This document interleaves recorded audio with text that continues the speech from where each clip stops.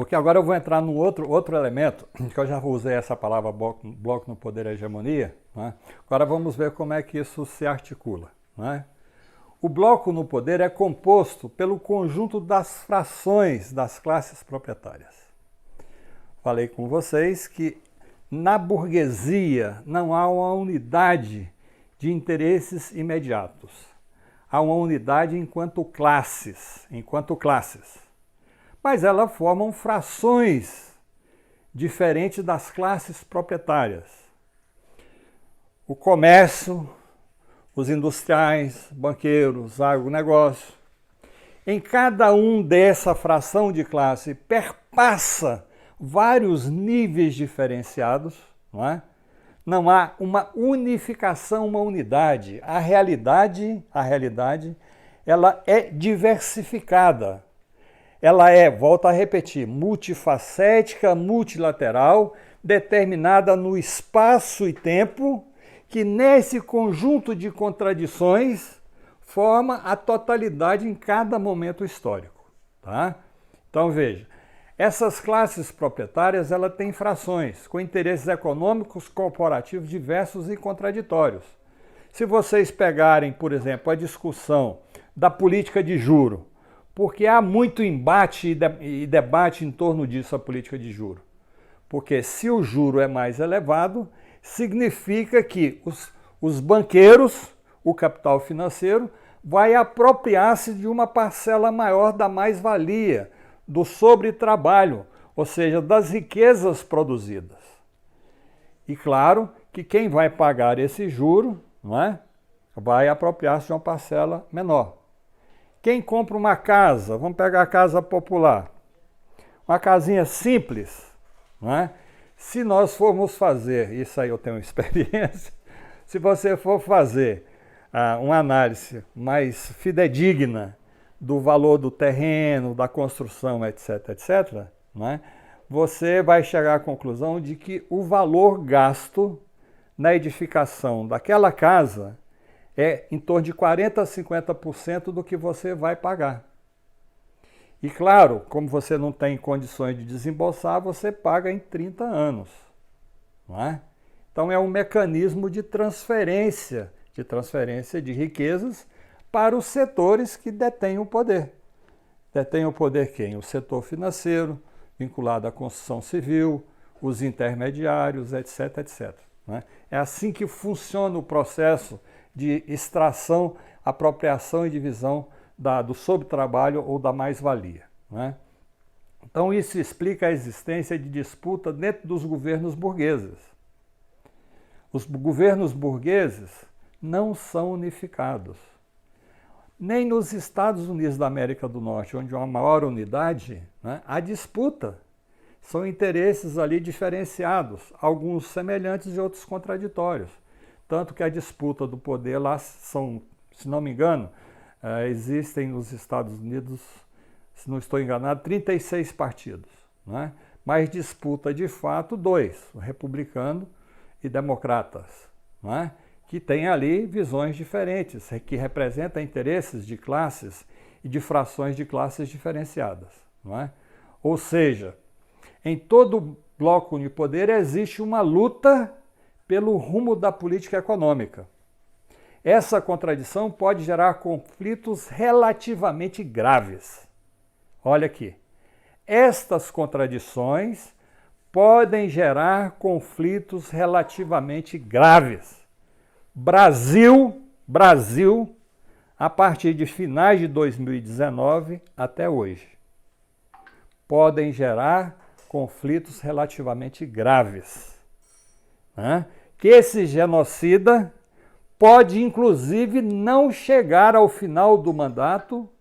Se chegar e disputar as eleições, pode, inclusive, não chegar ao segundo turno. Não é? Estou levantando possibilidade para a gente pensar essas contradições, como é que elas existem, se manifestam e vão se desenvolvendo. Não é? E o comício do dia 12 está dentro desse processo. Ok? Um dos objetivos é manter as relações de produção capitalista e neutralizar a ação independente das classes populares, levá-las para o parlamento, não é? para o espaço que é privilegiado de acertos entre os setores das classes dominantes, as diversas frações das classes dominantes, né? Em geral, uma fração da classe burguesa tende a preponderar-se sobre as outras. No caso recente da história do desenvolvimento da humanidade, da acumulação de capital, é o capital financeiro, né? Que são os banqueiros, e é mais do que os banqueiros, porque o capital financeiro se espraiou pelo conjunto das atividades sociais.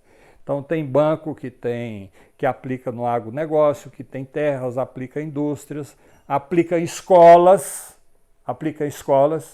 grandes conglomerados nacionais e até internacionais de escolas, não é? Que são geridas a partir do capital financeiro, e por incrível que pareça, até determinadas seitas religiosas estão incluídas nesse processo, não é? Em geral, uma fração da burguesia tende a preponderar-se sobre as outras, que eu já disse para vocês, é o capital financeiro. A fração da classe dominante, que congrega todas as demais frações e detém a direção principal do bloco no poder, é denominada hegemônica, ou seja, prevalece no fundamental, não exclusivamente, os seus interesses. Daí esse debate sobre a taxa de juros, financiamentos, etc, etc. Não é? Quer dizer, você liga o noticiário, está lá o dólar, quanto que subiu a bolsa, quanto que baixou o dólar, quanto baixou, quanto subiu. Está ligado o que? A visão do capital financeiro e como é que ele está determinando o restante das atividades econômicas e como é que esse capital financeiro está apropriando-se a maior parcela das riquezas produzidas na sociedade brasileira. O exercício da hegemonia garante que seus interesses econômicos fundamentais serão prioritariamente defendidos pelo Estado. Mas o exercício da hegemonia exige muitas vezes que a fração hegemônica faça concessões às frações das classes dominantes não hegemônicas. Por exemplo, faça concessões aos industriais, aos latifundiários, aos banqueiros e ao agronegócio. Se vocês forem pesquisar um pouquinho mais, vocês vão perceber que o agronegócio tem benesses inconcebíveis. Não é? Não vou entrar lá porque está dedicando a sua vida, está plantando alimento, está alimentando o mundo, etc, etc. Tratando aqui da questão do processo da produção e da acumulação de capital e, consequentemente, da repartição e da apropriação das riquezas produzidas. E até mesmo em determinados períodos, as classes populares, que aí é a discussão toda em torno de salário mínimo, não é? Que está congelado aí há alguns anos, não é isso? O que é o salário mínimo? Se for pegar o princípio que criou o salário mínimo lá no governo Getúlio e atualizar para hoje, ele deveria ser mais de R$6.000. Está em 1.100 e pouco. Não é? Então a compressão e não permissão do reajuste do salário mínimo é o quê? É a transferência das riquezas que o salário mínimo permitiria, não é? Ser dirigida às classes populares, que vai ser repartida entre essas frações das classes dominantes. Não é? Isso porque o exercício do poder depende da correlação de força entre as classes e interclasses e entre as classes, ou seja, das inúmeras contradições e condições históricas. Então, volto a insistir com vocês, a realidade não é chapada. Você não vê a realidade através de uma fotografia. Você não consegue ver a realidade através de um vídeo, por mais longo que ele seja. Ela é multifacética, ela é multilateral, situado no espaço e no tempo para que você permita a totalidade de contradições e de interrelações existentes.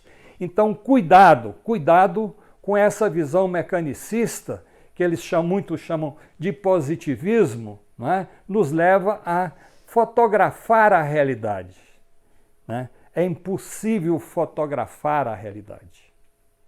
E veja aqui, até do ponto de vista da fotografia, eu lanço um desafio a vocês. Estou aqui perante um especialista nessa área. Não é? É impossível fotografar a realidade. Não é? Porque a realidade é muito, muito, muito, muito mais do que você coloca dentro de uma fotografia, por mais ampla que seja a visão que você tem. Não é? Então não caia nesse engodo. Não caiam nesse engodo. Não é? A realidade é multilateral, é contraditória, multifacética, contradições, interesses diversos, e temos que buscar compreender, observar e compreender qual é o movimento que essas forças sociais fazem, inclusive na relação que elas estabelecem com a natureza. Não é? É um problema vital para a nossa espécie a questão do meio ambiente, a questão ecológica. Nós estamos condenados a ser expulso ou não sobreviver nesse planeta, lindo planeta Terra, pelo que estão fazendo. Não é? Tem uma série de outras observações aqui, mas eu vou me segurar. Não é? Já imaginou? Você tem o direito de beber uma água pura, não é? Mas você tem que pagar para aqueles que poluíram a água, despolui a água, você tem que pagar N vezes para que você tenha acesso a uma água que seja o mínimo saudável. Né?